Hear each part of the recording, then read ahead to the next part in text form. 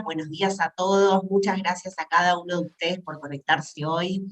Y bueno, desde la Cámara de Comercio Argentino-Israelí queremos agradecer especialmente a todas las cámaras binacionales con las que estamos trabajando en esta iniciativa, en este ciclo de capacitación sobre comercio exterior, junto con la Universidad Austral.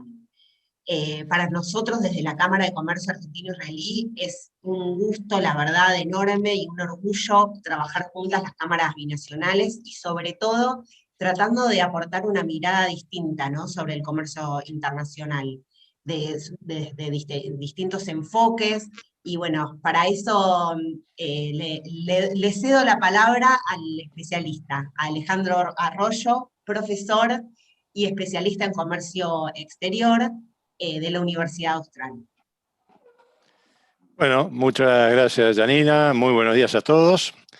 Reitero, muchas gracias a las cámaras, muchas gracias a ustedes los asistentes y el interés que tienen en el COMEX, lo cual entendemos desde la universidad y en lo personal que realmente es la única salida razonable que tiene este país, ¿no?, para poder salir del lugar en donde estamos, ¿no? Es decir, anclarse en el exterior y no salirse de ahí y tratar de exportar lo mejor posible, lo más posible, y tratar de la cadena de abastecimientos, al revés, tratar de importar de manera lo más competitivamente posible, bajar costos, bajar tiempos, de modo tal que esos insumos, partes y piezas que estén en la línea de producción puedan ser reexportados de manera más competitiva, con más margen, con más contribución marginal, ¿no? Tan simple y tan complejo como eso, ¿no? Bueno, dicho esto, denme un segundito que voy a habilitar, a ver si lo encuentro, el puntero. No lo encuentro hoy, no sé qué pasa, que desapareció, bueno, no importa. A ver si está por acá. Un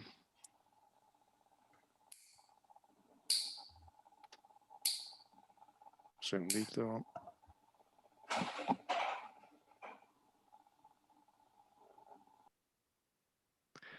No, bueno. Vamos entonces al webinar de hoy, ¿no es cierto? Estas fueron las dos clases. ¿Ustedes ven el cursor que yo estoy moviendo en la pantalla? ¿Alguien me Sí, puede decir? perfecto, se ve. Ah, bueno, listo, entonces ya está, suficiente. Bueno, estas dos fueron las clases anteriores. Hoy tenemos un tema más bien de marketing internacional, de inserción, ¿verdad?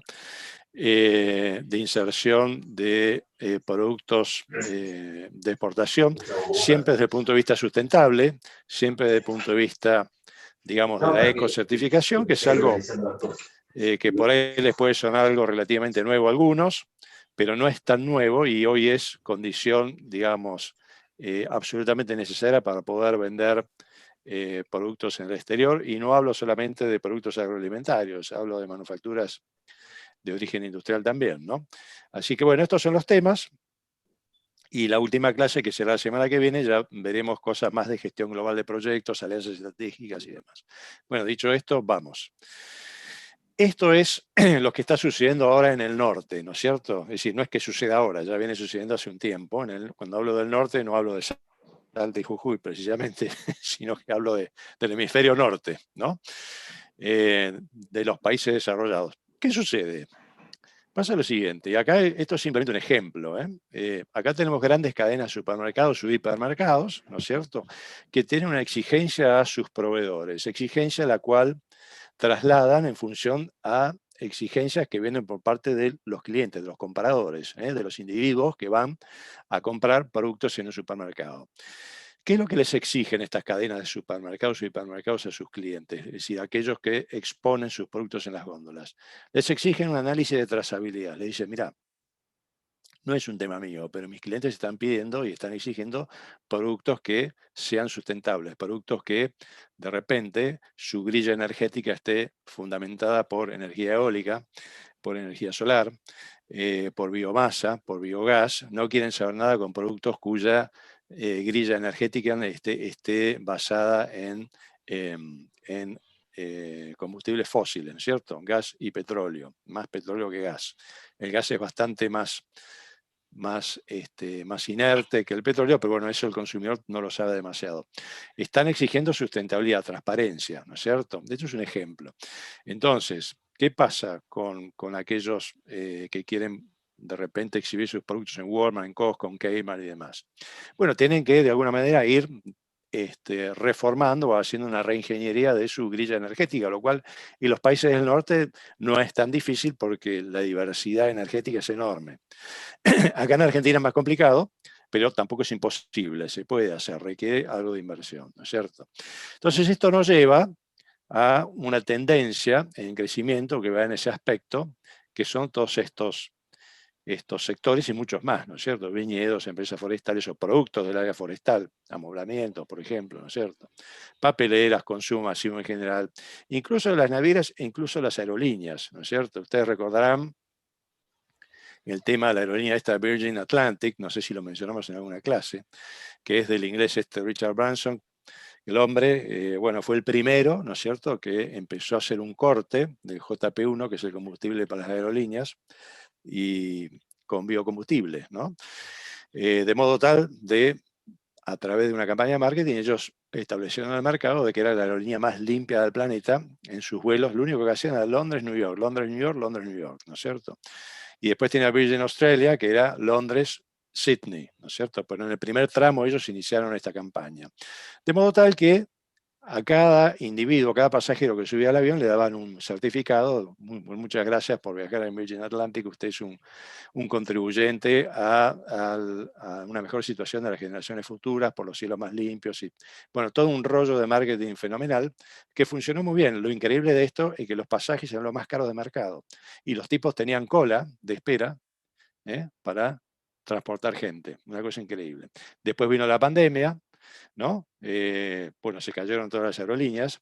El amigo Richard Branson le pidió ayuda al gobierno británico y el gobierno británico le dijo: no hay ningún problema, pero primero inscribí tu empresa en Londres en vez de en las Islas Caimán, ¿no? Con lo cual el amigo Richard Branson se estrelló y esa empresa murió. Pero digamos, eso es un dato anecdótico, si ustedes quieren. Lo importante de esto... ¿Perdón? Bueno, no escuché, pensé haber escuchado una pregunta. Lo importante de esto, ¿qué es? Que en el hemisferio norte, llámese Estados Unidos, Canadá, toda Europa occidental, buena parte incluso ahora de Europa oriental también, Japón, por supuesto, Corea del Sur. Bueno, ¿qué sucede? Ahí, desde que vos vas al jardín de infantes, están con medio ambiente, medio ambiente, medio ambiente, medio ambiente. Pasás a la primaria, medio ambiente, medio ambiente, medio ambiente. Pasás a la secundaria y dale con el medio ambiente y te pegan. Es decir, vos salís en la educación de los países del norte formateado con valores de medio ambiente, ¿no es cierto? Por eso es que el medio ambiente es un valor realmente en todo el hemisferio norte, ¿no es cierto? Es algo que va directamente con la educación, ya está, digamos, implícito en las mentes y los espíritus de los jóvenes. ¿Qué pasa? Cuando un estudiante secundario va llegando a una edad, tercer, cuarto, quinto año, y tiene algunos mangos en el bolsillo, el tipo, cuando va a consumir algo, a un hasty market, a un almacén o lo que fuere, sale del colegio, la secundaria, que el tipo quiere comprar algo, automáticamente mira productos que tengan algún tipo de labeling, algún tipo de certificación, lo que nosotros acá llamamos ecocertificación y que en inglés llama eco-labeling, ¿no? Un ejemplo tonto, pero muy real. Yo viví unos cuantos años en Canadá, así que yo les puedo decir que esto es así, a mí no me lo contó nadie, ¿no? Entonces van los chicos y por ahí se quiere comer una lata de atún. Entonces hay 47 marcas de lata de atún, ¿no es cierto? Y el tipo lo que busca son latas de atún que tengan una certificación. Y hay una certificación, por ejemplo, muy, muy concreta, que vos das vuelta a la lata y en el fondo tiene la foto de un delfín y una X, ¿no? Eso significa que es free dolphin, es decir, vos concretamente sabés que estás comiendo atún y no estás comiendo una mezcla de peces que salieron de la red, los hicieron picadillos, los metieron todos en una lata, ¿no? Esa lata, ¿no es cierto?, sale más caro. Por ahí te sale $1 más caro que la lata de al lado que no tiene certificación, pero los tipos lo pagan contentos porque saben que están haciendo un bien al medio ambiente. Es un tema conceptual, es un tema mental, es un tema de educación. Así con todo, esto es un simple ejemplo. Nosotros, desde nuestra mentalidad acá en Argentina, decimos, no, pero esto es esto es mentira, esto es un dibujo, esto es marketing. No, no, no. Esa certificación está dada por instituciones internacionales que hacen la trazabilidad de cómo se pesca ese atún, cómo se procesa, cómo se enlata y cómo va al mercado. Y si cumple con todos los requisitos y el protocolo de esa institución, entonces recién ahí le dan la ecocertificación a esa empresa. Esa empresa tiene que hacer, obviamente, todo un esfuerzo, una reingeniería, ¿no es cierto? Como yo les comentaba acá con los muchachos que quieren exponer sus productos en las góndolas de Walmart, Costco y Kmart, ¿no es cierto? Acá viene por el lado de la grilla energética, pero también viene por muchos otros aspectos, ¿no es cierto? Como el uso de pesticidas, el uso de químicos, fair trade, es decir, comercio justo, porque muchos productos vienen del tercer mundo o del mundo emergente, como le dicen ahora elegantemente, ¿no? Que no haya trabajo esclavo, bueno, todas esas cosas, ¿no es cierto? El consumidor del norte lo está exigiendo. Entonces, depende de nosotros, aquí en Argentina, si esto lo tomamos como una barrera de entrada, lo tomamos como una amenaza o lo tomamos como una gran oportunidad. Yo siempre digo, las restricciones medioambientales no hay que tomarlas como un gasto, hay que tomarlas como una inversión, hay que tomarlos como, siempre digo lo mismo, como una toma de judo, ¿no es cierto? Vos tenés que jugar con el peso del contrario. El tipo se te tira encima y vos tenés que usar su peso para tirarlo al piso o reducirlo. Bueno, esto es más o menos lo mismo, ¿eh? Yo no digo que sea fácil, que sea una pavada, pero esto se puede hacer. Esto hay que planificarlo, hay que pensarlo, tiene que haber mucho marketing y tiene que haber una reingeniería de operaciones, no cabe duda, para poder cuadrar en las exigencias de consumo de los consumidores del norte. Vamos ahora con algunos ejemplos, ¿cierto? Un valor agregado adicional que esto tiene es que si uno entra en este juego, ¿no es cierto?, de proveer, digamos, una cadena limpia, energética a su proceso de manufactura, uno puede acceder a bonos de carbono que eso nos da acceso a créditos de carbono y que los bancos después tienen, digamos, términos muchísimo más blandos para financiar proyectos que a su vez tengan un viso, un sesgo medioambiental positivo. Y ahí entra la biomasa, el biogás, la energía eólica, la energía solar y muchas otras cosas, ¿no es cierto? Pero básicamente esto da lugar a un mercado de capitales para la generación de proyectos sustentables, ¿no es cierto? Uno puede estar de repente en el rubro alimenticio, en el rubro de manufacturas de origen industrial, cualquier otra cosa, pero uno puede encarar cualquier proyecto de este tipo, que está acá mencionado, a través de los bonos de carbono, los créditos de carbono, ¿no? Esto es un valor adicional si ustedes quieren. Ahora, algunas reflexiones rápidas, ¿no? Desde la gestión de riesgos, ¿no? Uno está acá en Argentina, produce, qué sé yo, duranos en Aníbal, fruta seca, ajo, porotos, qué sé yo, no sé, cualquier producto del amplísimo mundo agroalimentario, ¿no es cierto? Productos del mar, productos frigoríficos, qué sé yo, carne bovina, ovina, aviar, lo que fuere, ¿no? ¿Es una oportunidad o una amenaza? ¿Es una fortaleza o una debilidad? Bueno, yo claramente esto lo veo como una gran oportunidad para diferenciarse y para poder entrar en esos mercados que son tan exigentes con el tema de la certificación. Y desde luego, si uno logra eso y diferenciarse, va a ser una fortaleza. ¿Por qué? Porque vos mirás y bueno, pero si mis exportaciones son, qué yo, al Mercosur, eventualmente a América Central, cada tanto mando algo a África, ¿por qué me voy a andar molestando con ecocertificaciones? Porque esto es una tendencia que va bajando. ¿No es cierto? Esto va bajando del norte hacia el sur, va llegando, ¿no es cierto? Entonces, si bien acá las prioridades son otras, claramente, en una Argentina con 40 o 50% de pobreza, pero esto va a ir llegando hacia el futuro y los mercados van a ir exigiendo. Por lo menos los segmentos ABC van a empezar a exigir esto, ¿no es cierto? Porque también el medio ambiente acá está siendo un valor en las escuelas y en la formación de los chicos, de primaria, de jardín y de secundaria, ¿no? ¿Qué impacto podría tener esto sobre la gestión de operaciones y suministros? Bueno, muchísimo, ¿no es cierto? El impacto es justamente el desafío, que es iniciar una reingeniería en cómo yo me proveo de energía, en qué tipo de certificación puedo tener yo para poder diferenciarme en el mercado, ¿no es cierto? Desde luego que sí. ¿Favorece o complica una estrategia expansiva hacia mercados de ultramar? Obviamente que te favorece, repito. siempre y cuando tus mercados sean del hemisferio norte, digamos, es una condición sine qua non, porque si no lo haces vos, lo hace tu competencia. Lo hacen desde Chile, lo hacen de Perú, lo hacen de Brasil, lo hacen de Sudáfrica, lo hacen de Australia, de Nueva Zelanda, todos más o menos exportamos lo mismo, con más o menos valor agregado. En cuanto al sector agroalimentario, lo mismo. Difiere ya las manufacturas de origen industrial, por supuesto, pero ahí también hay un sesgo de ecocertificación, como vamos a ver ahora en unos minutos. ¿Qué impacto puede tener sobre la estrategia de desarrollo de proyectos de una multinacional? Ninguno. Las multinacionales lo tienen esto incorporado desde hace rato, desde hace muchísimo rato. No es nada nuevo. Para ellos, digamos, las multinacionales están en todos los países, o muchos países, con lo cual no difiere la calidad entre Estados Unidos y Botswana, para poner dos rangos así bien extremos. El mismo producto con la misma certificación se comercializa en ambos países porque ellos entienden que esto es un proceso que va a ir bajando del norte hacia el sur, gradualmente. Y si no lo hacen ellos, lo hace el de al lado. ¿Y cuál sobre empresas de menor rango operativo? ¿No es cierto? Empresas regionales o empresas de neto corte doméstico o nacional. Bueno, acá está el desafío, ¿no es cierto? Acá, no les voy a mentir, acá significa hacer una reingeniería de operaciones, hacer una reingeniería en el marketing, en el concepto, en la calidad. Entonces, esto requiere de inversión, pero es una inversión que yo les puedo asegurar que tiene un payoff, es decir, va a tener una retribución, ¿no? ¿Por qué? Porque esos productos se pueden vender más caros, se diferencian, son mejor recepcionados en el exterior, etcétera, etcétera, etcétera. Por supuesto que esto requiere un análisis sector por sector, lo estoy generalizando ahora, ¿verdad? Bueno, en definitiva, la esencia del labeling, ¿no? Nace con la necesidad de contar con reglas claras.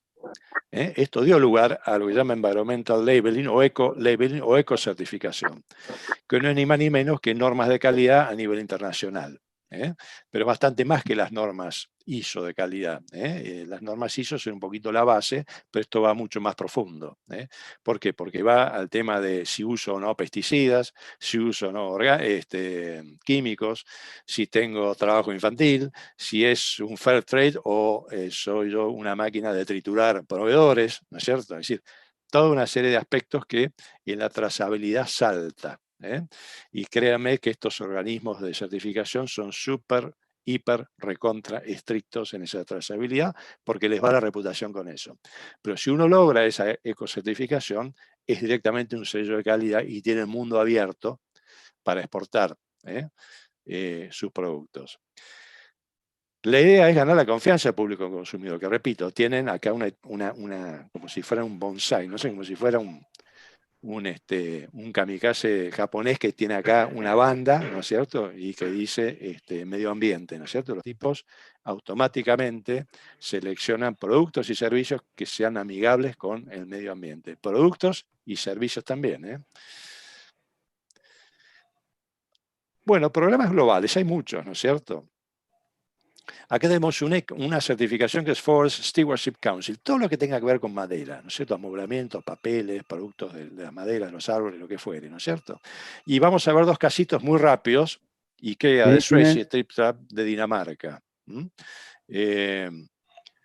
Estos son dos casos que son emblemáticos y se estudian en las escuelas de negocios porque, bueno, los tipos tomaron el toro por las astas y lo solucionaron, pero es lo que les puede pasar a cualquier empresa en Argentina. El Marine Stewardship Council con productos del mar, ¿no es cierto? Es decir, pescados, mariscos y demás, justamente porque el que quiere comer atún y no una ensalada de pescados que no sabe lo que está comiendo. El tema del cacao, ¿no es cierto? EcoCert Certification, agricultura, cosméticos, muchísimo más, ¿no es cierto? Esto tiene que ver con, repito, la trazabilidad.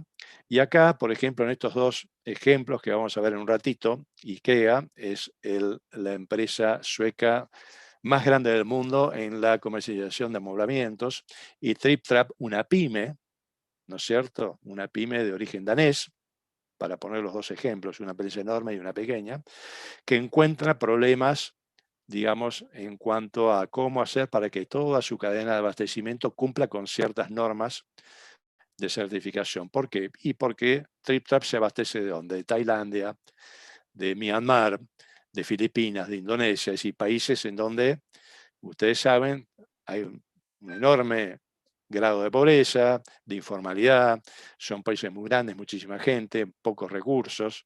Entonces ahí lograron la certificación y la trazabilidad es bastante más complicado. Y aparte TripTrap como empresa PYME tiene mucho menos fuerza relativa que un IKEA, que es la empresa número 1 del mundo en amoblamientos. TripTrap lo que hace son muebles de jardín, ¿no? Bueno, ahora vamos a ver. Pero acá viene, esto es un dibujito que un poco ejemplifica lo que yo estoy diciendo, que es toda la cadena de abastecimiento yo tengo que certificar. Cuanto yo más verde me muestre, aparte de yo tener mi certificación, yo tengo que utilizar transportes marítimos que cumplan con las certificaciones de la IMO, de la International Maritime Organization, ¿no es cierto?, en cuanto a emisiones al aire, emisiones de dióxido de carbono.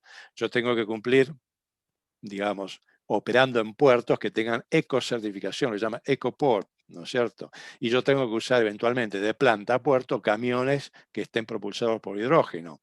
Ustedes me dirán, pero esto no existe en Argentina. Sí existe, hay que, digamos, magnificarlo y potenciarlo a través de un buen marketing y de una buena comunicación. Esas son estrategias de diferenciación y esto hay que hacerlo, es absolutamente esencial hacerlo. Bueno, esto es lo que pasa con el canal de abastecimiento. Esto es ni más ni menos que una foto en Tailandia, ¿no es cierto? Este es un buque pesquero, un barquito pesquero, ¿no es cierto?, que lo agarró vamos a decir, el guardacostas tailandés. Y ustedes saben que este tema de la pesca es todo un tema, porque buena parte del atún que nosotros comemos acá, por ejemplo, procede de Tailandia. Y hay muchos barcos que son absolutamente informales. Hay muchos de estos muchachos acá que gran parte de su vida la pasaron a bordo. Algunos hasta nacieron a bordo, jamás tocaron tierra, ¿no? Eso se llama trabajo esclavo. Bueno, la certificación lo que te certifica, entre otras cosas, es que este producto que vos estás comiendo no tiene nada que ver con el trabajo esclavo. Un tema que, imagínense, en las mentes y los espíritus del consumidor del norte, cala hondo, ¿no es cierto? Está lleno de documentales de estos tipos que los agarran en medio del mar y van todos en cana, van todos presos, ¿no es cierto? Y son tipos que por ahí se pasaron 14 años navegando como esclavos, ¿no? Y son productos que se venden en países emergentes. Esto, si no, es otra imagen. Esto es para poner un ejemplo simplemente, pero esto pasa en la selva con el cacao, ¿no es cierto? El cacao que se utiliza en los chocolates de empresas multinacionales de primera línea, las cuales no pueden correr el menor riesgo en estar atrapados en una situación de estas, ¿no es cierto? Entonces buscan no solo la certificación de su producto, sino de toda la cadena de valor. Acá tenemos una certificación para seguir con este segmento, ¿no es cierto? Si ustedes van hoy a un supermercado y compran, qué sé yo, compran merluza congelada, van a ver, si se fijan, si prestan atención, que tienen este logo. Acá en Argentina. ¿Qué sucede? Bueno, que esas empresas que pescan en el mar argentino, la mayoría lo exportan y parte, ¿no es cierto?, lo comercializan en el mercado nacional. Obviamente no van a tener una ecocertificación para afuera y otra para acá. Tienen todo lo mismo para todo el proceso. Pero estas empresas ya están con este logo, ¿cierto? Si ustedes se compran un jugo, ¿no es cierto?, que de naranja o de pomelo o lo que fuere, el Tetra Pak tiene el FSC, que es el Forest Stewardship Council, ¿no es cierto? Porque son empresas que mayormente exportan y algo venden acá. Y cuando exportan, ¿a dónde exportan? Y a los países del norte. Entonces ya está certificado. Por eso yo digo, esto está llegando acá, ¿no es cierto? ¿Y qué pasa? Yo pongo Maersk acá porque es el armador número 1 del mundo. Ya lo habíamos hablado la clase pasada, ¿no? ¿Qué pasa si yo, por ejemplo, ¿no?, por seguir este segmento nada más, yo estoy, produzco langostinos, ¿no? O produzco centollas, pesco centollas, y yo tengo esta certificación, perfecto, buenísimo, ¿no? Ahora, una estrategia más diferenciadora sería también si yo puedo transportar mis centollas en un container reefer, en un reefer container o container refrigerado, dentro de un buque de Maersk, ¿no? ¿Por qué Maersk? Y porque Maersk es el armador más sustentable del mundo, o así por lo menos ellos se marketinean. ¿Por qué? Porque es el armador que menos dióxido de carbono o menos emisiones al aire emite de todos los armadores del mundo, ¿no es cierto? Y ellos lo marketinean muy bien. Ahora vamos a ver qué significa esto. Esto es otra certificación. O sea, acá tienen lo de los Tetra Pak, ¿no? Forest Stewardship Council. Si ustedes se meten acá, ahí les va a dar, en esta web, les va a dar todos los protocolos que uno tiene que seguir, etcétera, etcétera, etcétera. Hay un tema también de responsabilidad social empresaria, ¿no es cierto? No solo hay que ser políticamente correcto, sino parecerse, mostrarse, marketingearse como tal. Y acá vamos con lo de Maersk. No sé si esto lo vimos en alguna clase, perdonen si repito el concepto, pero ¿qué es lo que hizo Maersk? ¿No es cierto? Esta gente lo que hizo fue reconvertir hacia una reingeniería de operaciones de su sala de máquinas. Hicieron, ¿qué cosa? Que los gases de combustión interna, en vez de largarlos acá por la chimenea, en vez de largarlos acá como emisión al aire, los reprocesan internamente y generan energía mecánica para generar más propulsión y consumen menos fibroles y menos combustible. Al consumir menos combustible, bueno, yo genero una menor emisión de dióxido de carbono. Entonces ellos le han hecho todo un marketing fenomenal y hoy por hoy es alarmador que menos dióxido de carbono emite al aire por container transportado. Y siendo el armado más grande del mundo, bueno, eso tiene un impacto. ¿Qué pasa si yo como exportador utilizo eso de Maersk y le pido a Maersk, por favor, dame una certificación sobre lo que vos estás haciendo para cuidar el medio ambiente? Bueno, yo ya tengo dos suertes de certificaciones. Una es la mía, que es el Marine Stewardship Council, o el Forest Stewardship Council, según lo que exporte, y otra de Maersk, que me ayuda con una buena campaña de marketing, ¿no es cierto?, de posicionar mejor mis productos en el extranjero, por ejemplo. Acá tenemos lo que es los buques triple E de Maersk, ¿no es cierto? ¿Por qué triple E? Porque es economía de escala, medio ambiente, que es lo que yo les dije. Fíjense, se reducen emisiones de CO2 a razón de 50% por container transportado, comparado al promedio de la industria en el tráfico hacia Europa, por ejemplo, ¿no? Y eficiencia. Bueno, ¿qué lectura hace el consumidor final? Bueno, el consumidor final no tiene nada de transporte marítimo, mucho menos de dióxido de carbono, pero digamos, con una comunicación sencilla y certera, como son las ecocertificaciones, uno puede ganar un pasito más hacia la diferenciación. No se olviden que en el mercado internacional, ¿no es cierto? O mejor dicho, en el mercado doméstico o regional, las improductividades uno más o menos las puede pasar a precios, ¿no es cierto? Es más o menos, uno tiene más o menos margen para pasarlo y se vende más, se vende menos, pero las pasa. En el mercado internacional esto no existe. En el mercado internacional hay que competir en serio. El comercio internacional no tolera improductividades, no tolera diferenciales de precios y, de alguna manera, valora y premia las estrategias de diferenciación inteligentes. Y esta es una de ellas. Bien, esto es lo que yo les decía. ¿No? Bueno, no quiero repetir, pero digamos, los gases de combustión interna que se reprocesan internamente y se gasta menos fuel oil, ¿no? Es el único armador del mundo que lo está haciendo, que es la estrategia competitiva de Maersk. ¿Qué gana Maersk con esto? Bueno, justamente gana atrapar, a capturar o atraer o canalizar todos aquellos exportadores o importadores que requieran mostrarse más verdes, mostrarse más limpios, que requieran probar una trazabilidad para poder diferenciarse y poder vender mejor, más y mejor, para poder dar calidad a la presentación de sus productos, ¿no es cierto? Bueno, entonces como estrategia a Maersk le funcionó bien y a los cargadores, exportadores e importadores también le funciona bien. Entonces es un win-win situation.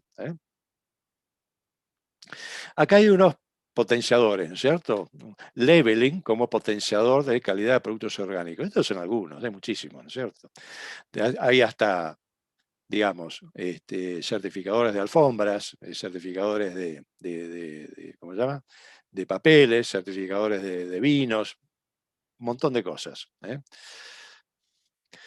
Vamos a Argentina en lo particular. Esto es llamativo, ¿no? Después de, digamos, de tantas pálidas que uno escucha siempre de Argentina, esto es una buena noticia, ¿no?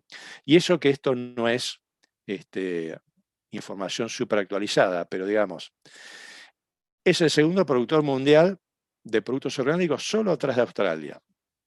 ¿No es cierto? Australia, por ahí logísticamente está mejor posicionado que nosotros porque está en el vecindario feliz, ¿no? Como se le dice. A Australia se le dice happy country porque está, digamos, cerca de China, cerca de Japón, Corea, Taiwán, JKT, Japón, Corea, Taiwán y China.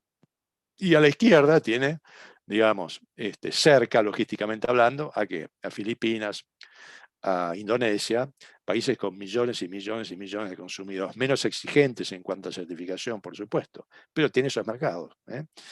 De todos modos, nosotros ahí estamos, segundo productor mundial. Más de 3 millones de hectáreas certificadas, más de 110 productos. Hoy, 2020, debe ser bastante más que esto.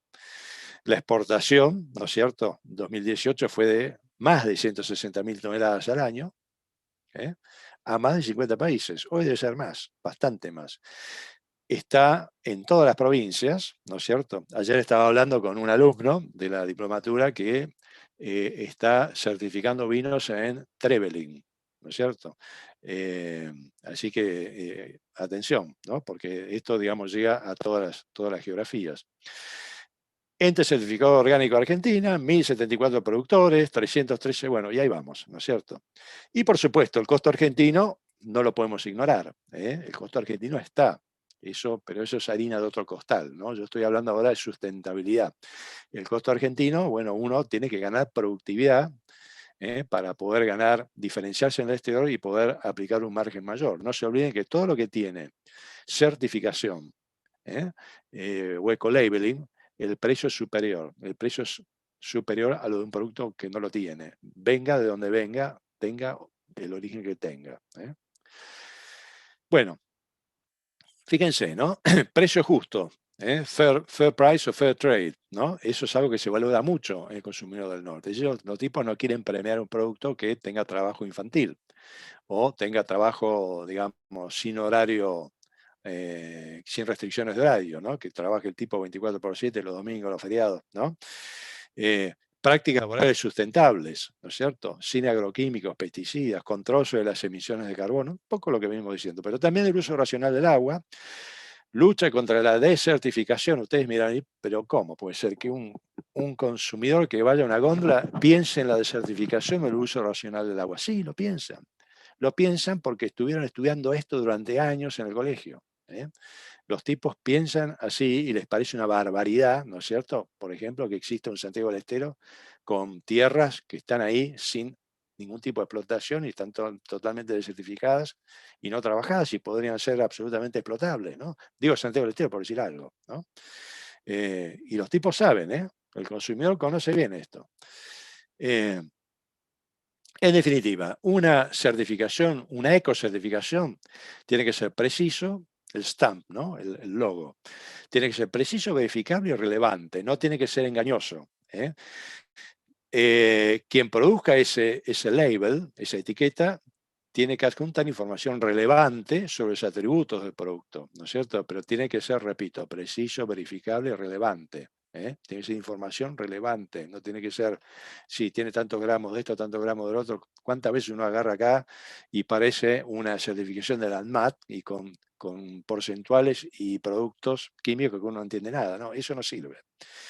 Fácil lectura, fácil lectura y comprensión por parte del consumidor. Y tiene que tener, dentro de lo posible, información sobre los métodos y procesos de producción. Deben estar disponibles para quienes lo requieran. Esto no está en la etiqueta del producto porque no entra, sino tendría que ser un frasco así enorme lleno de etiquetas, no. Pero disponible donde, ir un 0800, una website, lo que fuere, ¿no? Digamos, nada de esto sirve sin los pasos 1, 2, 3 y 4, ¿no es cierto? Es decir, como diría un parrillero amigo, en este aspecto hay que tirar todos los bifes a la parrilla, no hay que dejar ninguna chula, nada afuera, toda la parrilla. Acá hay que jugar fuerte, porque en el comercio internacional no hay lugar a la imprevisión, no hay lugar a las improductividades, no hay lugar a la, uy, me olvidé, sí, no, no, no. Acá no hay lugar a las improductividades, repito. Productividad, competitividad, economía de escala, diferenciación. Esas son las cosas que se valoran en el comercio internacional y no hay otra receta, es eso. Después el marketing internacional, la distribución internacional pueden ayudar, por supuesto, ¿no? Pero la base es esa. Entre certificadores, bueno, acá tienen algunos, ¿no es cierto? Podemos elegir cualquiera de estos y muchos más también, ¿no? Fíjense este Global Gap, ¿no? Good Agricultural Practice, ¿no? Bueno, ahí viene el tema de los pesticidas, la rotación de suelo, la desertificación, el no uso de productos químicos que dañan la plantita que después uno consume. Bueno, todas esas cosas se lo toman muy en serio los entes certificadores. Ahora bien, algo a tener en cuenta para agregar valor. La certificación y la logística son dos variables que pueden generar productividad o ineficiencia según las trabajes o las ignores. Si uno dice, no, pero esto, cuidado, acá hay que cambiar, hay que setear la cabeza distinto. Nosotros en Sudamérica vemos las cosas distintas, ¿no es cierto? La mejor alternativa es tomarse un avioncito, bueno, no ahora, pero digamos, cuando pase todo este desastre de la pandemia, y viajar, charlar, ver, visitar supermercados, visitar distribuidores, charlar, hablar, y ver cómo piensan realmente la gente en los países del norte, que piensan totalmente distinto. Un canadiense piensa absolutamente distinto a un argentino, yo les puedo asegurar. Lo mismo un europeo, tienen otra visión, otros valores, y uno tiene que tratar de cuadrar en esos valores. Ahí también talla mucho lo que se llama gestión intercultural. La gestión intercultural es un tema que se estudia mucho en gestión de proyectos, porque eso te puede llevar a afianzar y consolidar un proyecto, así como te puede llevar a fracasar y marchitar un proyecto, ¿no es cierto? Por falta de afinidad, falta de valores, falta de coordinación o combinación de mensajes, de coincidencia de mensajes, quiero decir, ¿no? Bueno, este es un tema, vamos a ver la clase que viene. Pero esto es muy importante. Repito, certificación y logística son dos variables, ¿no es cierto?, que te pueden sacar a flote o te pueden hundir, según las trabajes bien o según las ignores. Deben formar parte de una estrategia de operaciones y tener un link con la estructura de operaciones, por supuesto. Nada de esto es gratis y no es llenando un formulario, ¿no es cierto? Uno tiene que iniciar una reingeniería de operaciones. Por eso, repito, es muy importante este tema del Mercosur con los bloques comerciales, ¿no es cierto? Cuando se dé en algún momento el Mercosur, Unión Europea, Mercosur, Canadá, Mercosur, Singapur, Corea, lo que fuere, ¿no es cierto? Va a haber un inmenso arco de oportunidades para toda la industria argentina, industria primaria, industria secundaria, ¿no es cierto?, para buscar socios estratégicos que incorporen tecnología, que financien esa incorporación de tecnología, que incorporen gestión, que incorporen la mentalidad, que haya macheo cultural, porque eso es un tema importante, es muy importante. ¿Para producir en Argentina? No. ¿Producir en Argentina? Sí, pero ¿para qué? Para exportar al mundo, para exportar al Mercosur primero. Porque si no lo hacemos nosotros, lo van a hacer los brasileños. Y los brasileños tienen mucho más economía de escala que nosotros. Entonces nosotros tenemos que trabajar estos aspectos en conjunto con nuestros socios comerciales del exterior y acceder a esos mercados a través del desarancelamiento, que la mayoría de los productos que tenemos nosotros vienen desarancelados de manera muy fuerte, ¿no? O van a estar desarancelados cuando se confirmen estos. Obviamente no va a pasar, lamentablemente, en abril, ahora, va a tomar un tiempo. Bueno, pero cuando se dé hay que estar preparados. Agencias de control, más allá de la ecocertificación, acá ya existen agencias de control para las exportaciones rurales de Argentina, ¿no? Es decir, estos son agencias del Estado, ¿no es cierto? En este caso, los japoneses, los canadienses, Canadian Food Inspection Agency para la carne que se manda a Canadá, por ejemplo, ¿no es cierto? Los tipos que quieren saber el tema de laftosa, esto y el otro, ¿no? Acá no hay una trazabilidad, pero quieren saber concretamente temas sanitarios, fitosanitarios, de enfermedad y demás. Más allá de lo que le diga SENASA, ¿no? Los tipos quieren estar certificados, ¿no?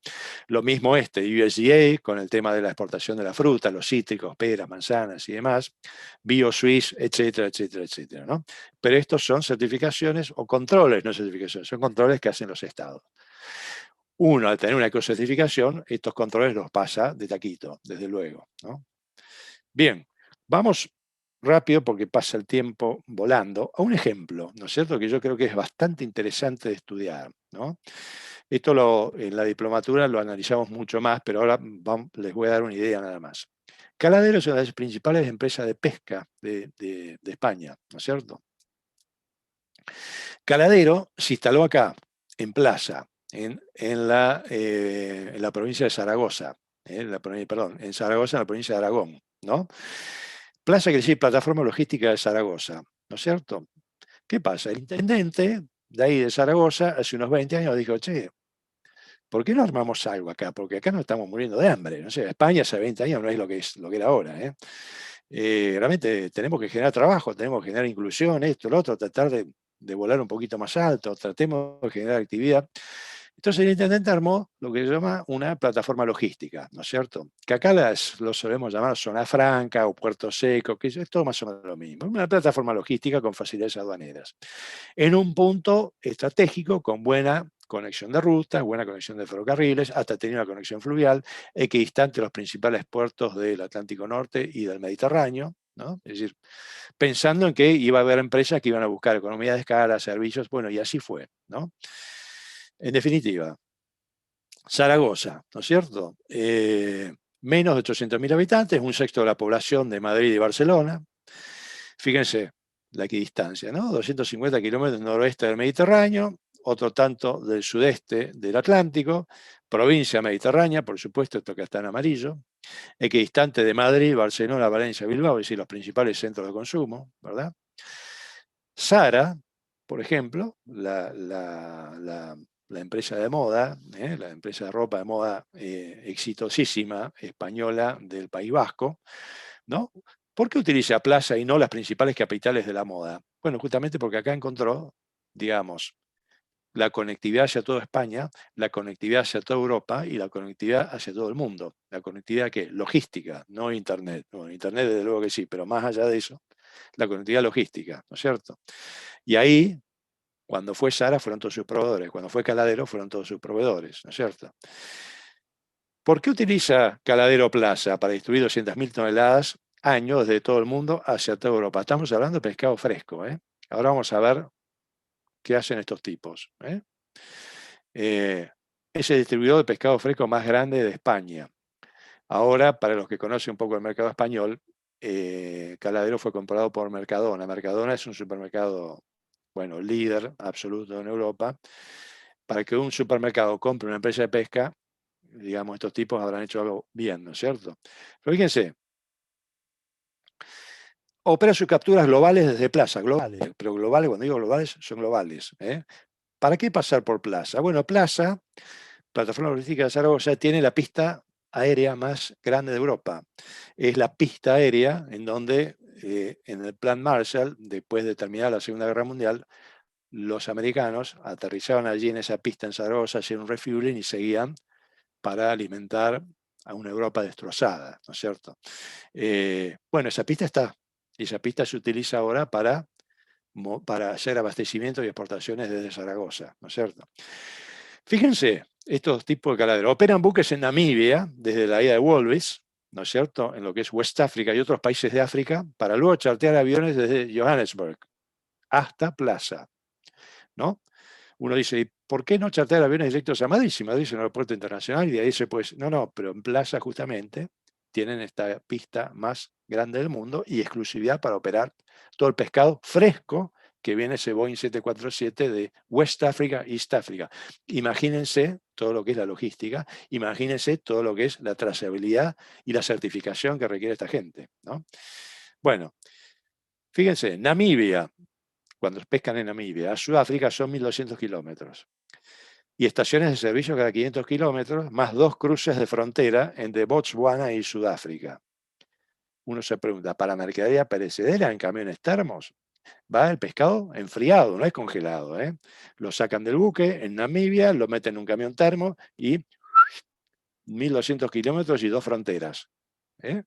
Uno póngase a pensar en toda esa operación. Acá mismo en Sudamérica sería un lío aduanero total hacer eso, ¿no?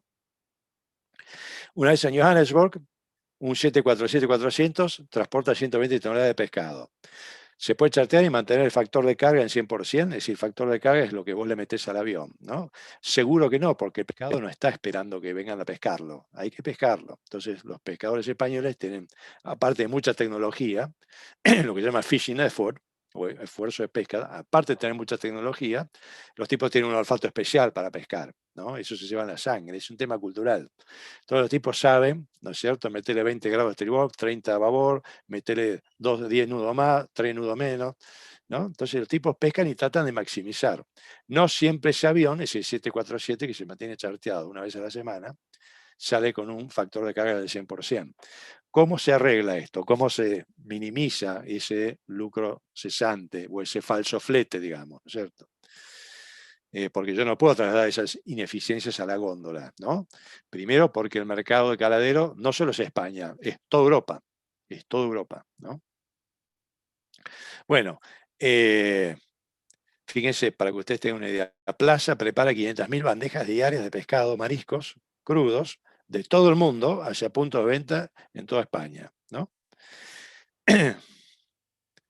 Acá lo van a entender mejor. Acá pesca caladero, acá pesca caladero, acá está Johannesburg, acá vienen los 1.200 kilómetros y 2 pasos fronterizos para llegar a Johannesburg, y acá, ¿no es cierto?, Maputo, o que ya es otro país, o directamente en Durban, o acá en Bay Richards, va directamente a Johannesburg, ¿no? Se carga ese avión, que está charteado y demás. Entonces, fíjense, pescar de altura en ambas costas. ¿Cómo combinar los tiempos, ¿no es cierto? ¿Cómo clasificar las especies previo al despacho a España? Bueno, eso es justamente lo que una ecocertificación hace, ¿no? Que, digamos, que no te vendan gato por liebre, es decir, lo que es esta especie, lo que es esta otra, se clasifican, se separan, ¿no es cierto? Minimizar lo que se llama el bycatch, es decir, bueno, puedes levantar en la red todo lo que se te ocurre, lo que te sirve es tirarlo al agua. No, eso está prohibido, y está súper recontra, hiper controlado. La naturaleza es caprichosa, impredecible, ¿no es cierto? Entonces, justamente, vos no podés hacer esa operación con un 100% en el 747 siempre, ¿no? Ventanas de operaciones, cuotas de pesca, ¿no es cierto? Bueno, South African Airways opera como hub para las capturas de caladero, tanto ex West Africa como East Africa. ¿Por qué no Cape Town o Durban? Bueno, justamente porque Cape Town y Durban no es la capital. Hay muchos más vuelos desde Johannesburg, lo mismo que en Madrid, pero en Madrid tenemos la contraparte de que tenemos una pista en plataforma de Zaragoza, ¿no? Entonces es un poquito distinto. Bueno, y acá tenemos algunos aspectos operativos que siempre hay que mirar, que hacen un poco al caso, que bueno, hay un ferrocarril, increíblemente, acá hay 3 corredores logísticos, ¿no es cierto?, que acá no están expresados, pero uno mira a África y uno piensa, ¿no es cierto?, la jirafa, los leones, ¿no es cierto?, las hienas, qué sé yo, tipos en patas, caminar, pero ojo que se van a sorprender, hay países de África que están avanzando a pasos agigantados, y Namibia es uno de ellos, tiene una infraestructura envidiable, tiene 3 corredores logísticos que lo unen con, bueno, justamente con la Alemania de África, que es Sudáfrica. Bueno, en definitiva, el ferrocarril nunca es adecuado, nunca, por más que sea el tren bala, nunca es adecuado para pescado enfriado, ¿no es cierto? ¿Cómo llega producto fresco a España? ¿Y qué sucede una vez en España, ¿no? Bueno, a partir de este clúster logístico que se creó en Plaza, cuando se instaló Caladero, lo siguió un proveedor. Un proveedor hizo investigación y desarrolló unas bandejitas de plástico que una vez que el producto llega de Namibia o de East Africa, ¿no es cierto?, a Caladero, se lo pone, es decir, ya sea una ensalada de marisco, ya sea un pulpo a la gallega, ya sea lo que fuere, se lo mete en una bandeja con un pliofilé adentro, y esa bandeja después de un rato absorbe el oxígeno automáticamente y queda al vacío. De modo tal que por ahí, 20 días después, un tipo en Amberes, en Bélgica, sale de la oficina, va a almorzar y en un autoservice se agarra una bandejita de pulpo a la gallega y se lo come como si lo han pescado ayer. Fantástico, ¿no? Bueno, obviamente todo eso viene con su certificación, con su proceso de calidad, trazabilidad y demás, ¿no? Repito, estos tipos de caladeros pescan en el mar argentino, pescan en el Pacífico, pescan en todos lados y hacen en todos lados lo mismo, ¿no? Bueno, eso se llama planificación, eso se llama certificación, eso se llama estructura operativa. Acá hay algo, ¿no es cierto?, que por ahí linda un poco más con la teoría, pero por ahí es aplicable también a cualquier otro negocio, ¿no es cierto? Que si ustedes están en el negocio forestal, ¿no es cierto?, de amoblamientos, ¿no?, o de papel, o de, qué sé yo, cualquier producto que venga de la madera, ¿no es cierto?, o cualquier otro recurso que sea renovable, acá hay algo que siempre genera discusiones en un equipo de ejecutivos, ¿no es cierto? Intereses distintos entre quién. Entre el hombre de operaciones, entre el comercial y el del financiero, ¿no? El Chief Operations Officer, el Chief Commercial Officer y el Chief Financial Officer. ¿Quién prevalece de todo esto? El Chief Financial Officer lo que quiere es que el buque se llene de pescado y vender y hacer plata lo más posible, ¿no? El Chief Commercial Officer lo que le interesa es bueno, llevar adelante una buena gestión comercial por la cual necesita producto. Y el Chief Operations Officer es el tipo más consciente del tema del medio ambiente y la certificación. ¿Por qué? Porque él es el responsable de cumplir con las cuotas de pesca de la pesquería, una pesquería determinada. Y acá viene el tema, y lo voy a hacer cortito. Este es un modelo que se llama Gordon Schaffer, ¿no? Gordon Schaffer Model estudió lo siguiente. Este eje es el rendimiento y este eje es el Maximum Sustainable Yield, ¿no es cierto? Pero vos tenés acá el esfuerzo de pesca. ¿El esfuerzo de pesca qué es? La cantidad de buques, las máquinas que vos tenés, las redes, el esfuerzo de pesca, la tecnología, los ecosondas, los radares y demás, para captar los cardúmenes y demás. Ese es el esfuerzo de pesca. Entonces, ¿qué quiere decir? Que a medida que vos, ¿no es cierto?, vas avanzando, ¿no es cierto?, en tu jornada de pesca, bueno, vas a tener más rendimiento, hasta que llegas a un punto que es el Maximum Sustainable Yield. Después, el rendimiento de la pesca empieza a caer, es decir, vos por cada izaje de redes, por cada recuperación de redes vas a tener menos producto, porque el cardumen, el stock se va agotando. Sin embargo, ¿no es cierto?, vos podés seguir llenando la bodega, pero tu yield, tu rendimiento va a ser cada vez menor, ¿no es cierto?, para un mayor esfuerzo. Lo mismo desde el punto de vista del stock, o sea, de la cantidad de pescado que hay en el agua o peces que hay en el agua. Vos podés ir subiendo tu jornada de pesca hasta llegar al máximo sustainable yield. Y después empezás a caer, ¿no es cierto?, en cuanto al stock. Cada vez tenés menos peces en la red. Entonces vos podés llegar a llenar tus bodegas, tal vez un 60, un 70, un 80%, pero vos seguís navegando, gastando fuel oil, gastando costos de personal, gastando equipos de navegación y más jornadas de pesca, y el pescado que vos tenés adentro va perdiendo naturalidad, va perdiendo consistencia, ¿no es cierto? O sea, el stock se va agotando. Bueno, acá estas son las típicas dicotomías que existen entre los tres figuritas, ¿no? El de operaciones, el comercial y el financiero, ¿no? ¿Quién prevalece? Bueno, depende de si está certificado, depende de la trazabilidad, depende de cuán exigente o cuánta visión tenga el equipo directivo de esa empresa. Esto es aplicable a cualquier tipo de producto que sea un producto renovable, que sea un recurso renovable, ¿no? Bueno, ¿qué pasa cuando ese 747 sale de Johannesburg y no va lleno? Hace una escalita acá en Uganda, ¿no?, en Kampala, y en Kampala se lo llena con otra operación que tienen los muchachos de Caladero acá en el Océano Índico, ¿no es cierto?, con tilapia. Bueno, entonces lo llenan con tilapia y ahí siguen para arriba, ¿no es cierto? Y si bien una segunda escala genera un mayor costo, de todos modos, bueno, el factor de carga llega generalmente al 100%, ¿no es cierto? ¿Qué pasa si tiene más tilapia para meter en el avión de lo que puede llevar? Y bueno, lo comercializa en el mercado interno, ¿no es cierto? Bien. Otro aspecto también es qué pasa si aún con la tilapia no llegan. Bueno, entonces, muy sencillo, cargan lana para Sara. Es decir, tenemos pescado de Namibia y de East Africa, tilapia eventualmente de Uganda, y si aún te queda un 20 o 30% de avión libre, se carga con lana para Sara, que está también en la plataforma logística Zaragoza.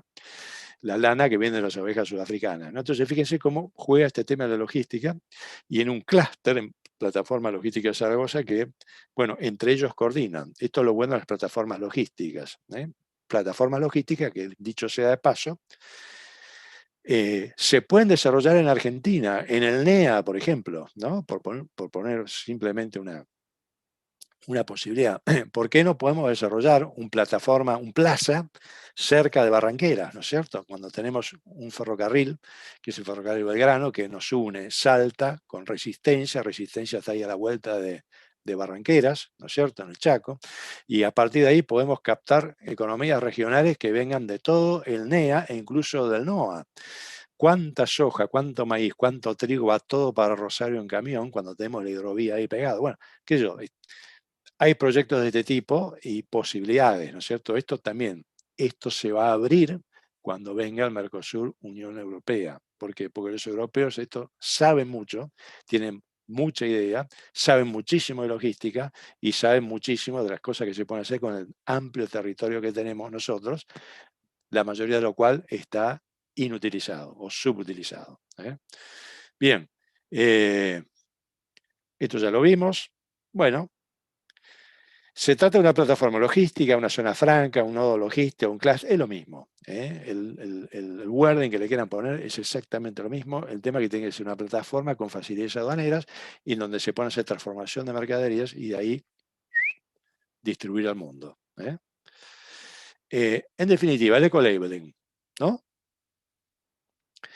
¿Qué es lo que te dice el eco-labeling? Bueno, te acredita que vos estás pescando en pesquerías sustentables, ¿no es cierto? Aquellos que están certificados tienen el derecho de ubicar ese label, esa certificación en sus productos, ¿no? De diferencia los buenos muchachos de los malos muchachos, ¿no es cierto? Es decir, vos con una certificación de aquellos que pescan en Tailandia por izquierda, ¿no? Yo les puedo asegurar que muy poco market share tienen aquellos que pescan en Tailandia, en Indonesia o en Filipinas sin ningún tipo de certificación. Esto es así. El market share está, digamos, bajísimo y están en decadencia total. Mientras que aquellos que están certificados tienen un precio marginal, tienen un precio superador. Bien. Aquellos que cumplen con los estándares por el Marine Stewardship Council, como por cualquier otro ente certificador para cualquier otro tipo de producto, lo que se está preparando desde el gobierno. Will be blessed by MSC Accredited Certifying Bodies, ¿no es cierto? Es decir, y después, ojo, porque si un Ojo esto con los países de ingreso, ¿no es cierto? Si un programa de eco-labeling, de ecocertificación, es exigido por un determinado país importador, esto no tiene que ser tomado como un NTB. NTB es Non-Tariff Barriers, ¿no es cierto? Es decir, no por barreras extra arancelarias, ¿no es cierto? Que pueden ser, por ejemplo, cuando te meten restricciones sanitarias, o te meten restricciones de packaging, o restricciones de tamaño, o porque esto tiene algún químico, entonces hay que analizarlo y te demora la entrada de un producto 6 meses. No, esto hay que tomarlo como una barrera técnica de entrada, ¿no es cierto? Es decir, esto lo superás claramente con un certificado, directamente, y ahí no hay tutía. Vos tenés la trazabilidad y no te pueden decir absolutamente nada. Bueno, acá es un poquito lo de caladero, ¿no? Fíjense, estos son los productos que pescan, qué sé yo. Fíjense acá la merluza de Argentina. Argentina, Namibia y Uruguay, ¿no? Salmón, en este caso es 100% artificial. Este también este es otro tema, que Argentina tiene un potencial fenomenal, con los lagos del sur, la Patagonia, fenomenal. Y que a partir del EFTA, esa asociación que tenemos con Noruega, Suiza, Islandia y Liechtenstein, creo que es el otro, bueno, se pueden hacer muchas cosas, atención ahí. Bueno, qué sé yo, todo esto, ¿no es cierto? Y esto es lo que un tipo en Holanda o un tipo por ahí en Rumania, ¿no? O un consumidor, qué sé yo, en Hungría, después de salir de la oficina, se come una bandejita de estas y hace 20 días que lo pescaron en Namibia, por decir algo, o en Argentina, o en Chile, ¿no? Y ahí está, lo destapa al vacío y se lo come como lo hubiera pescado el día anterior, ¿no? Lo cual es fantástico. Pero todo esto con su certificación correspondiente, porque ese consumidor, si no tiene la certificación que está por acá, en estas etiquetas, no lo compra, pero ni por las tapas. Fíjense si no, ensalada de frutos de mar, ¿no? Y esto ya me está dando un hambre, no son ni las 11, ya tengo un hambre terrible, ¿no? Fíjense esto, langostinos cocidos, ¿no es cierto? Ahí tenemos también a la diplomatura un alumno que está en el tema langostinos y centolla con base en Puerto Madryn y que definitivamente confirmó el otro día que la certificación es absoluta y totalmente clave. Sin certificación no puede empezar ni a hablar. Bueno, ISO 14000, ISO 9000, good enough. No, no es good enough. No es condición necesaria, pero no es suficiente. En definitiva, ¿es calidad un tema doméstico o tiene más que ver con los mercados globales? Sin duda, tiene que ver con los dos, pero más que nada con los mercados globales, ¿no es cierto? Desde el punto de vista de acá de Sudamérica, ¿no? La estética, ¿qué rol juega? Muchísimo. La estética juega, o sea, el packaging, la forma, digamos, la calidad del producto, cómo luce, lo que se llama calidad percibida por parte nuestra, por parte de los consumidores, ¿no es cierto? Todo entra por los ojos, dicen, ¿no? Pero aparte uno mira la certificación, ¿no? Bueno, whose business is quality conformance? Bueno, es el business de quién, bueno, los entes certificadores, pero una vez que lo otorgan, el negocio pasa a ser de quien fue certificado, ¿verdad? Para lo cual, repito, esto no es llenar un formulario por internet, requiere un esfuerzo, requiere inversión, requiere entrenar gente, requiere una reingeniería de operaciones y de servicios, ¿no es cierto? Cada uno tendrá que evaluar en su sector hasta qué punto puede llegar. Pero digamos, si no lo puede hacer, vaya pensando en cambiar de negocio, porque esto es una tendencia que se viene muy, pero muy fuerte. Y cuando se den estos acuerdos, en algún momento se van a dar Mercosur X, Unión Europea, Mercosur Singapur, Mercosur Canadá, Mercosur lo que fuera, esto se va a venir con mucha fuerza, ¿no? Bueno, ¿y cuáles son los 3 círculos más relevantes? Bueno, se los dejo acá a gusto del consumidor. Cada uno sabrá y verá y evaluará qué es los 3 puntos más importantes de este esquema, ¿no? Esto es un poquito, ya para ir promediando, para ir terminando. Este es el Boeing 747, ¿no es cierto? Fíjense las bodegas, es lo que se llama un open nose, se carga todo el pescado fresco, insisto, fresco. Va en pallets especiales con hielo adentro, no va congelado, va enfriado.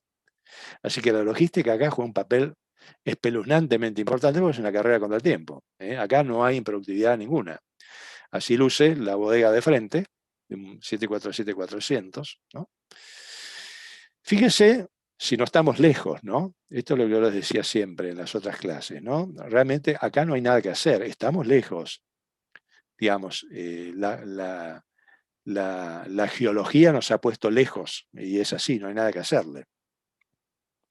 Fíjense que necesitamos del avión de mayor rango, ¿no es cierto? Que es el 747-400, este último, para poder llegar, ¿no es cierto?, bueno, acá, a Europa. Es decir, estamos lejos. Ahora, Johannesburg tampoco es que está acá a la vuelta. Es decir, en cuanto a Europa, también necesita por ahí el segundo tipo de avión. Pero ¿qué pasa? Los tipos tienen mucha productividad. Bueno, esas son las cosas que uno tiene que trabajar, ¿no? Esa lejanía logística que tenemos, hay que compensarla de alguna manera con más productividad, ¿no? Con más competitividad, con más economía de escala, con mejores asociatividades, ¿no? Con mejores socios, con más apertura comercial, con más bloques comerciales a los cuales podamos acceder con menores aranceles. Bueno, eso es, digamos, el alma mater del comercio internacional, ¿no? Y acá los australianos, que son nuestros archienemigos en muchos productos que exportamos, ¿no es cierto? Archienemigos, no quiero decir archirrivales, digamos, ¿no? Tampoco la tienen fácil, porque están lejos de todo. De Europa están lejísimos, ¿no? Que es un poco nuestro mercado, ¿no? En Canadá no existen los tipos. En Estados Unidos, digamos, tiene que hacer un transbordo en cuidado de logísticas, se le van los costos a las nubes. Por supuesto que están en el vecindario feliz porque tienen a JKT, Japón, Corea, Taiwán y China ahí a la vuelta, ¿no? Más allá de Filipinas, Indonesia y demás. Bueno, y ya para terminar, brevemente, estos son casos que obviamente que en el posgrado los analizamos en mucho más detalle, pero acá hace un poquito las conclusiones, ¿no?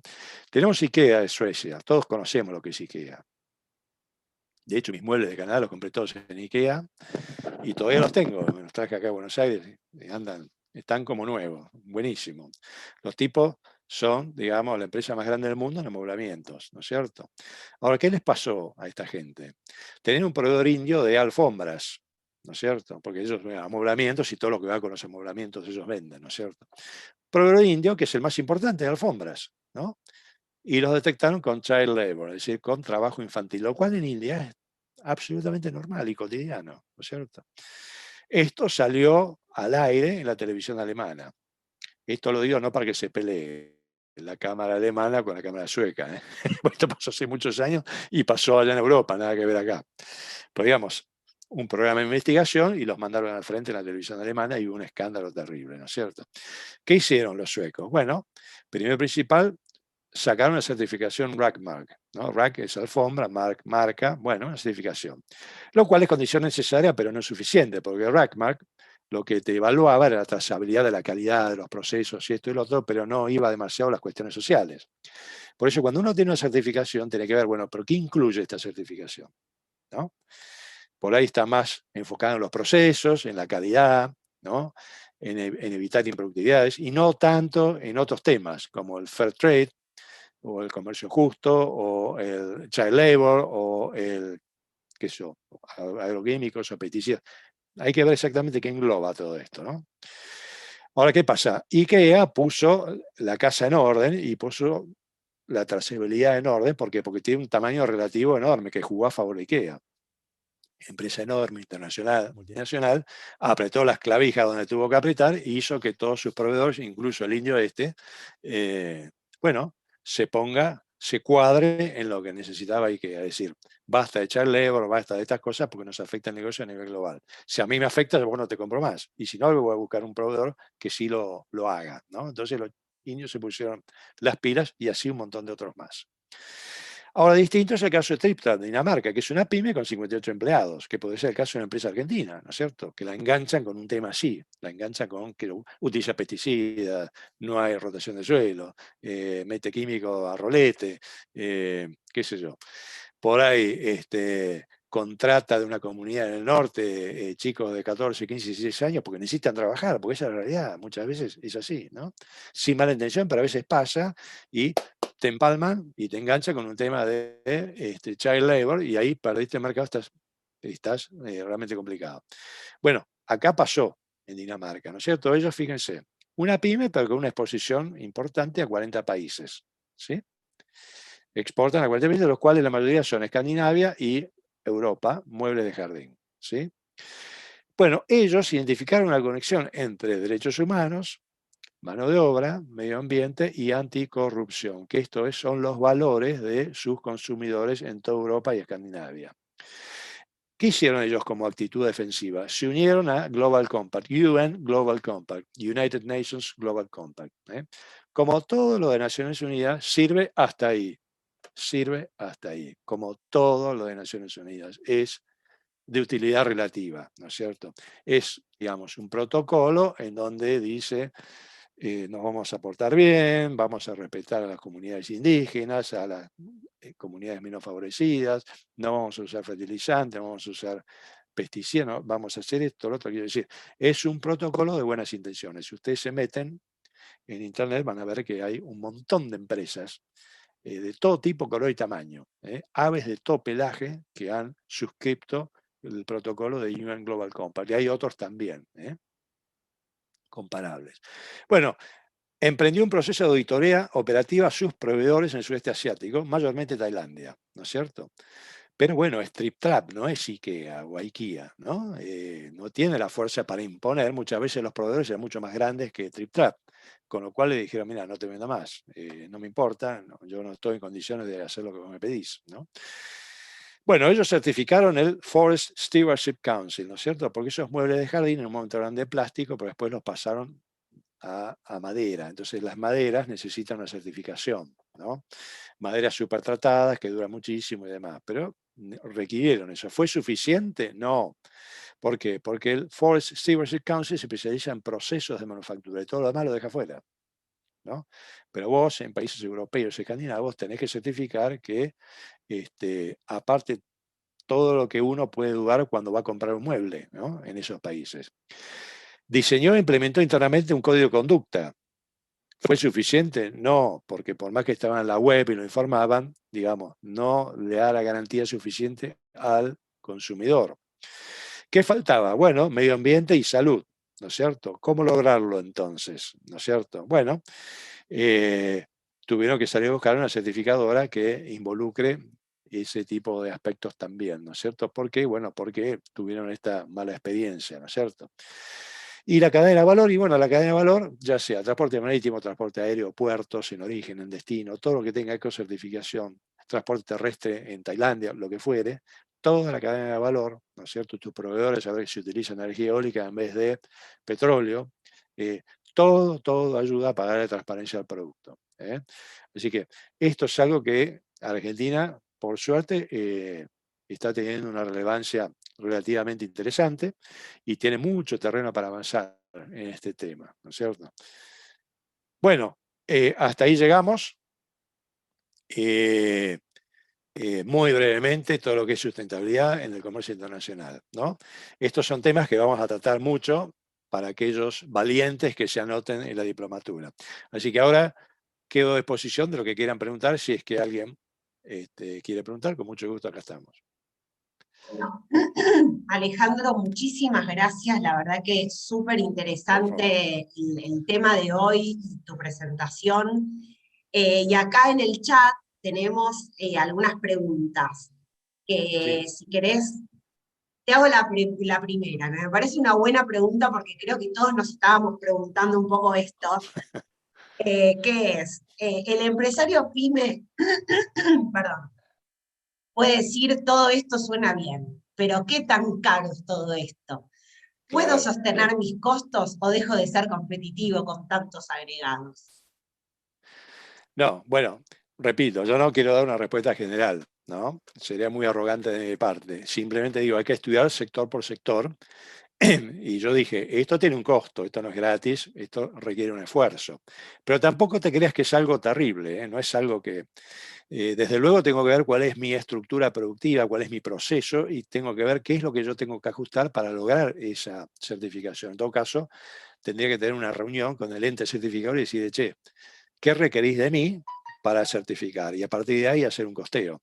Pero depende mucho, ¿no es cierto?, de qué sector estamos hablando, y entiendo la posición de las pymes, por supuesto. Yo también tengo una pyme, así que conozco muy bien de qué estoy hablando. Bueno, y digamos, te agrego una más sobre esto. Hay empresas que se dedican a asesorar en cuanto a las certificaciones, a las Sí, ecocertificaciones. sí, absolutamente, sí. Los que tienen mucha experiencia en esto son los chilenos, que nos llevan, digamos, unos cuantos cuerpos de ventaja, ¿no?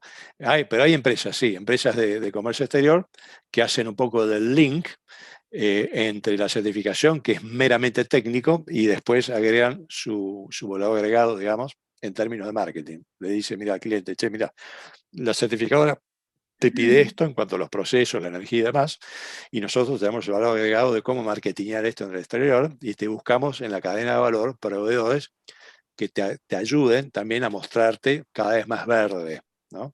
Así que sí, pero hay empresas, por supuesto. Bueno, voy con la siguiente pregunta. ¿Cuáles son las certificaciones a nivel internacional para los muebles hechos en madera maciza? Creo que es la que mencionaste, ¿verdad? Sí, bueno, ahí es la más conocida, no digo que sea la única, ¿no? Hay que investigar un poquito, pero la más conocida es el FSC, es el Forest Stewardship Council, que es para todo tipo de maderas, ¿no es cierto? Ellos, repito, se van a juntar contigo y te van a decir, a ver, por favor, muéstrame su producto, muéstrame su proceso de producción, y a partir de ahí van deshojando la margarita, y ahí te dirán, mira, las condiciones para yo poder certificarte a vos son esta, y uno como exportador o potencial exportador tendrá que hacer los números, a ver qué puede reingenierizar de su proceso para poder cumplir con esta gente, ¿no? Ay, bueno, voy con otra pregunta. En el sector de tecnología para empresas, que sus productos Sí. productivos están relacionados al uso del cloud, a la inteligencia artificial o a la blockchain, más que nada para que se basan en POW, ¿qué recomendaciones o ajustes referentes al cuidado del medio ambiente se podrían considerar con impacto en el presente o en el futuro? ¿Pueden tener algún tipo de restricción su no consideración por parte del mercado? Sí, claro, sí. Acá entra bastante, digamos, la certificación, pero también un poco el marketing. ¿Por qué? Porque tenés que buscar el uso de materiales neutros, materiales que no dañen el medio ambiente, y probar de alguna manera. Así como cuando uno hace una exportación con un rejunte de partes y piezas y le requieren certificados de origen para probar que no son todas partes y piezas importadas, sino que son localmente producidas, también tenés que tener una suerte de listado, ¿no es cierto?, de materiales, a ver cómo se produjeron. Si los produciste vos, si fueron proveedores, a ver si podés lograr cierta trazabilidad entre tus proveedores, por un lado, para mostrar que ese producto es verde. No hay una certificadora de electrónicos, porque no existe, pero sí de que los materiales son materiales, digamos, amigables para con el medio ambiente, para con las personas, y por otro lado, el tema de, bueno, de cómo vos haces toda la cadena de valor, cómo haces todo el transporte, toda la logística, que eso te puede ayudar también a posicionarte mejor. Y también el lugar laboral para tus empleados, para tu planta, que esté hecho con materiales que no contaminen, con pinturas que no sean contaminantes para las vías respiratorias de las personas. Entonces, fíjate que por ahí uno piensa, sí, pero esto es como hilar demasiado fino. Sí, pero estas son todas pequeñas cosas que después te lo va a pedir el distribuidor en Europa, en Canadá, en Singapur o donde fuere, ¿no? Digamos que el aparato electrónico que se está comprando, ¿no es cierto?, sea realmente sustentable, que tenga toda habidas y por haber aspectos que cumplan con ese grado de sustentabilidad que requiere las condiciones laborales, por ejemplo. Esas cosas son fundamentales. Bien, perfecto. Vamos con la última pregunta, Sí. que es la siguiente. ¿Qué beneficios tiene que una empresa se convierta en una empresa B Corporation? Que una empresa se convierta en, perdón, no escuché. En empresa B. ¿Qué es empresa B? Perdón. Es como una certificación también que tiene que ver con el triple impacto. Ok, perdón, sí. Bueno, triple impacto es una condición necesaria, pero no es suficiente. Triple impacto, ustedes saben que es, digamos, tiene que ser un proyecto económicamente viable, tiene que tener un beneficio social y tiene que tener un beneficio ambiental. Yo te diría, eso es lo primario, ¿no? Pero establecer una estrategia en función de eso, ¿es condición necesaria? Sí. ¿Suficiente? No, ni remotamente. Right. Perfecto. Bueno, Alejandro, entonces estamos terminando este tercer encuentro. No sé si Sí. tenés algo más que quieras agregar, o alguien tiene Sí. alguna cosa. Sí. No, de mi lado simplemente que, bueno, nos queda un último webinar que vamos a hablar de alianzas estratégicas, gestión global de operaciones, de proyectos y demás, pensando en un futuro alentador de que Argentina y Mercosur se empiecen finalmente a aliar e integrar al mundo. En ese webinar yo les voy a hacer llegar, vía la cámara que esté organizando ese encuentro el miércoles que viene, un pequeño TP, que es conceptual nada más, no hay que estudiar nada, ni mucho menos. Un pequeño trabajo práctico, para los que quieran responderlo, lo responden, ¿no es cierto?, con ideas, conceptos generales, y entonces el quinto encuentro yo les voy a dar una devolución de tendencias que me dieron ustedes de respuesta para poder orientar un poquito el cierre final, digamos, el broche final. Excelente, Alejandro. Bueno, muchísimas gracias Buenísimas. nuevamente. Nos Gracias a preparamos ustedes. entonces para el próximo encuentro, que es el miércoles 31, si no lo tengo mal. Miércoles Sí. 31 de marzo a las 9, como siempre. Y bueno, y nuevamente les agradecemos a cada uno de ustedes. La verdad que hoy tuvimos una convocatoria muy interesante. Así que bueno, veo que se mantiene el interés y hasta va incrementándose. Así que bueno, Bueno, me la alegro. verdad que sí, y estamos muy contentos por esta iniciativa, este ciclo de capacitación, de taller. Así que nuevamente agradecemos a cada una de las cámaras binacionales y por supuesto a Alejandro Arroyo de la Universidad Austral. Para nosotros es un placer poder participar en esto desde la Cámara de Comercio Argentino-Israelí. Y bueno, seguimos a disposición entonces. Bueno, muchas gracias, Janina, un gusto y hasta la próxima. Bueno, muchísimas gracias. Adiós, igualmente. Hasta luego. Gracias. Hasta luego, adiós. Adiós.